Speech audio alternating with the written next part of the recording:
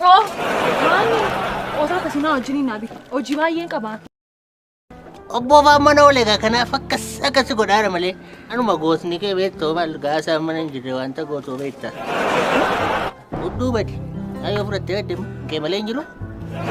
Maal giifte koo fudhadheen du'attee. Maal sitti obsee koo maal taate? Leengaddamaa naa ifattaa akkas. Obbo Faamana ture leengaddaati immoo. Waan obboon manaa qabu.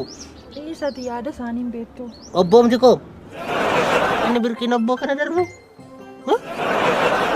Ijoollee tokko lagaawwan isaanuu nurkatti qabu weessaa. Siikaasnaa. Jara dabba walitti dammaramaa tokko taddanatti natti dhufe anooti loo giddiin deemaa kaballaa natti cufe. Dhiira immoo miti durbaa teellaa fuuldura sirba. Siimimet. Narraan fudhattuu siimiin jedhe.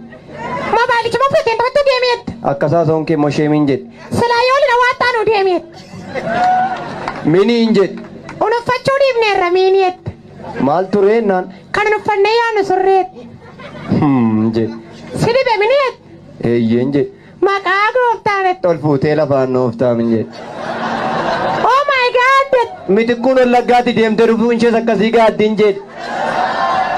Maaloo haadha koo michicha kam nama taphachiisaa itti galgalatuu sa'aatii laman ta'in ciisaan jedhe. Erga dhalatii immoo argatee nyaanne jiisaa itti yeroo jireenya isaa ilaalan immoo si gaddisiisaan jedhe. Akkana ajjin hin qoosu dhugaan nama madaalee waa maddisiisaa jettan iyyuu ishee akkasii ajjin hin qoosu nan dhiisa.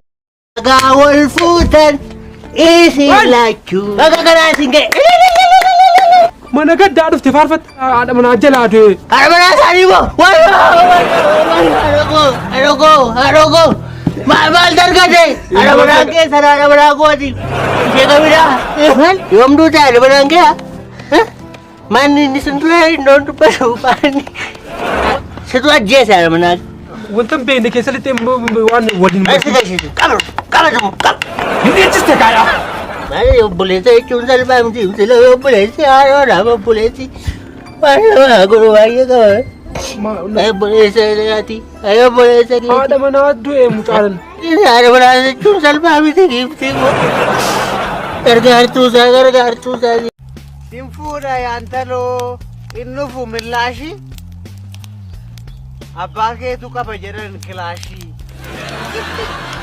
Haalli jiruu fi jireenyi biyya kanaa mee akkamitti hubattani mee?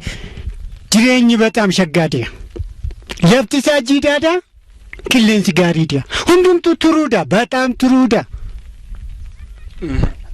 Namoota biyya keessaniitiif namoota isin achitti dhiistanii dhuftaniif mee dhaamsa maal dabarsitu mee maal dhaamtu jechuun hundeet jechuun maal dhaamtu jechuun hojii keessa maal dabarsituu fi erga maal dabarsituu fi jechuu kooti. Hundumtuu adufanii hundi isaanii adufanii biyyi jiidhaadha lafti jiidhaadha bishaan qulqulluudha boqqolloo. Nambaradha jedhee gaafa manaa bahu ofittan kakadhee durba maqaan nahu garuu hooleen bullee waadaan koonii qabee bareeddu tokkorraa jaalalli na qabee maqaa ishee gaafa naannaan jettee gaaddisa. Liqeeffadhaa, daldalaa, qotaa, albuuda baasaa, kaadhaa garuu deebistanii nyaatina, deebistanii uffatina, deebistanii mana ittiin hin ijaarratina, deebisaa tokko sadhaa.